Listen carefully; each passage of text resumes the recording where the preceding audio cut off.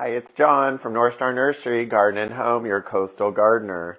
I wanted to touch base on something today that I think some of us kind of lose track of in as the summer starts and we're busy doing other things. It's essential to deadhead your plants to get them to continue blooming. So I'm going to go over a few things that kind of get forgotten and a few tricks to identify. Because let's be honest, you're not out in the garden 24 hours a day, although we'd love to have that. And so some of these things happen without us knowing.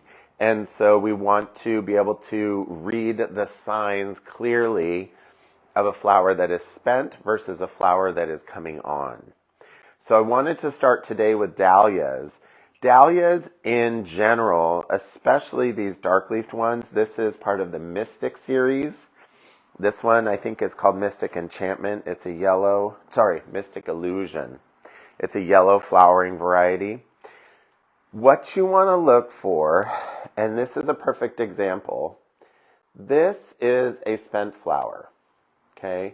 It has the center showing. This is a flower that's coming on. It has more of a buttoned effect is what I call it, where it's a little bit snub-nosed. As they age out and when they're done flowering, they have a pointy look to them. So the first one I showed you was one that had just dropped its petals. And this one is a pointy one. Now what you want to do, since this one still has flowers coming, we're just going to get rid of that one. But on a lot of these, the flowers are done. And what we want to do is, if you follow the stem down, you will see another leaf joint. That leaf joint is going to produce flowers. So we're going to cut that down to there. Traditionally, as the dahlia blooms, it has the primary bloom in the center, and then it has secondary blooms that come off of the side. So what you want to do is make sure that you're clipping off the old flowers and not clipping off any of the buttons. So you're looking for pointy nubs. So that's the Mystic series. In other dahlias, this is the Double XL series. And this one's a relatively short dahlia with a relatively good sized flower, about 4 inches or so. This one, when it's done flowering, almost looks like a flower. So it's very, very deceiving. This is not petals, it's spent flowers. So you actually want to clip that off. Here is one that's definitely done. It's starting to create that pointy nub. And so we want to clip that off. This one, I would clip it off because it's kind of done. Now, on this one, not sure if you can see this, there is a V here. And what I'm going to do is actually cut below that, because what I'm looking to encourage is this new growth down here. Okay? So we would just go through, clean up, in preparation for new flowers to come. Now, when you're done doing your deadheading on your dahlias, and this would be the case for anything, especially anything in a container. So if you're container gardening, fertilizing is essential. So the plants in pots use up the fertilizer much quicker than a plant in the ground. A plant in the ground can pull from nature and still be getting nutrients because there's a lot going on in the ground, not as much in a pot. So what you want to do is consider using Sure Start with those pilot holes that I talk about, taking a stick, going down 4 inches or so, wiggling it around to make a wider opening, take a tablespoon of fertilizer, put it in there, cover it up, water well. If you don't want to do that and you like doing water-soluble fertilizer, the Maxi Bloom formula would be great for that. If you only have the 1616, you can certainly use that as well. I love this because I have it in my pantry. It's what I use. So also, just a reminder that succulents also need to be deadheaded. This is definitely an old flower These are all done. These are new flowers. And the reason we want to take these things off is because if we let the plant spend the energy to have it die back, it's going to not bloom as quickly, and it won't bloom as robustly as if you had removed the spent flowers. So that's just a quick cleanup on a succulent. Salvias. Salvias are not dissimilar from dahlias in the sense that they have what I would call that V formation that happens. I'm trying to find one that's really obvious. Okay, here we go. So this has two new blooms coming on. These blooms up here are still viable and still good. You can see that the older bloom that came out of the very middle of this is done. So I would just pinch that off. Let's pretend, for pretending's sake, that these blooms are done. We're going to go ahead and clip that off to give energy to those side blooms so that they become bigger and better than they would if you didn't.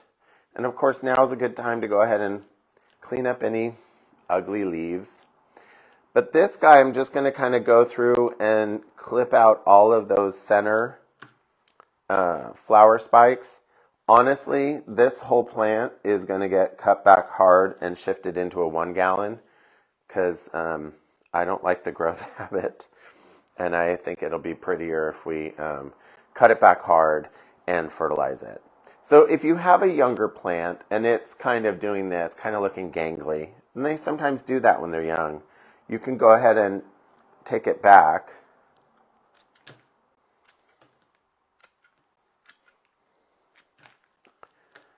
So I don't really love how that's sticking out. Okay, so you can already see it's already trying to grow new growth to fill in. So you're just kind of helping it get ahead of the game. So that's salvias.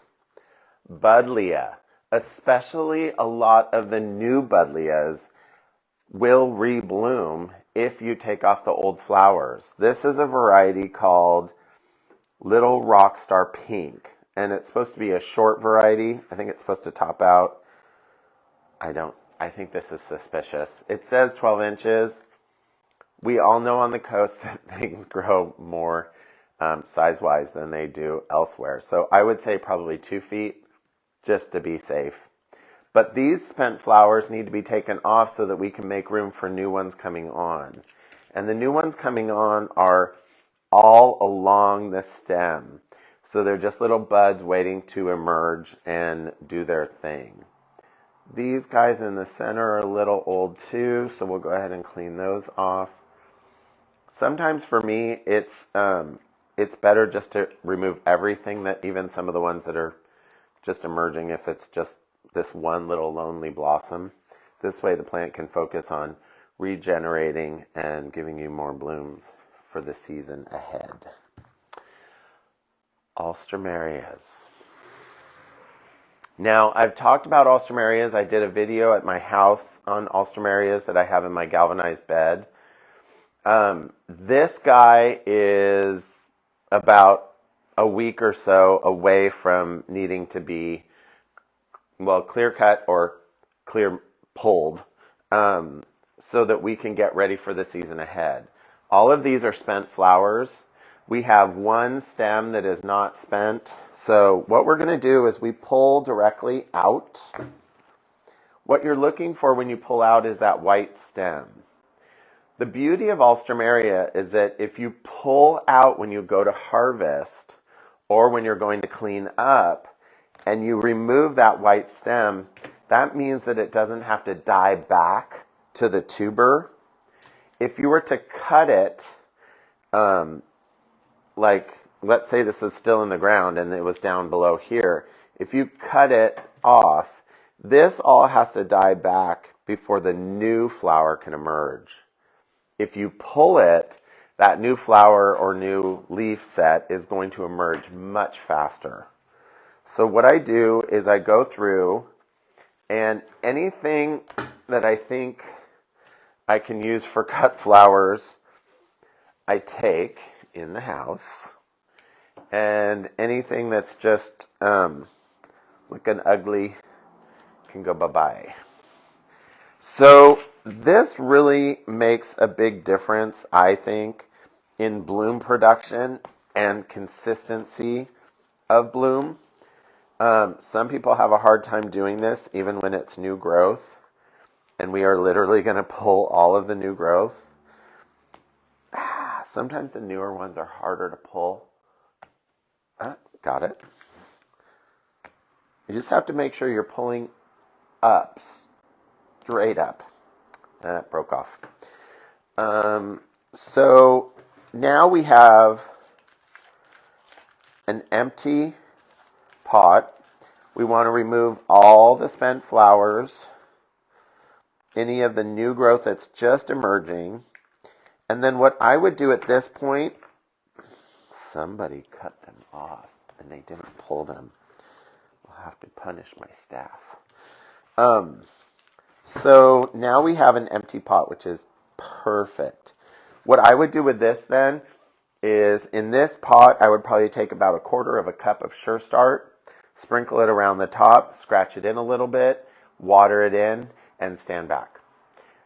They will emerge probably in about 2 to 3 weeks. You'll have new growth starting to push, and the whole ground will be just this mound of foliage. And you will probably get another bloom. I would say you'd probably get one before winter hits, especially if you get on this sooner than later. But it really makes a difference, and the stems are much longer. The flowers are more robust. Sorry, guys. All right. Hydrangeas. Oh my God, that's heavy. So there are a lot of new, sorry guys. There are a lot of new hydrangeas on the market. And most of them are what we call reblooming. The beauty of that is they'll give you a big spring hit, and then when you're done, you take those flowers off and they do second spikes off of those main stems. There is, and so for John and Chris, who are probably watching this, I haven't worked out all the information for a hydrangea video, but I will. These new blooming ones, reblooming ones, when you're done with the flowers, which I know this seems really sacrilegious, but what we are going to do is just take that head right off, and you'll be left with a stem. That stem will then branch here with a new bloom. So, I know this, I probably should dry this.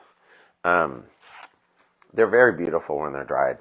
But anyways, you would go through, remove the old flowers, and then hit it with some fertilizer.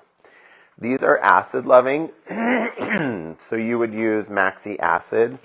This variety is called Bloomstruck, and it's a really beautiful one from the Endless Summer series. So I think that is it for today. I hope you guys are having a great one. Maybe we could all wish for sun. It's been a little foggy lately. So we will look forward to seeing you at the nursery.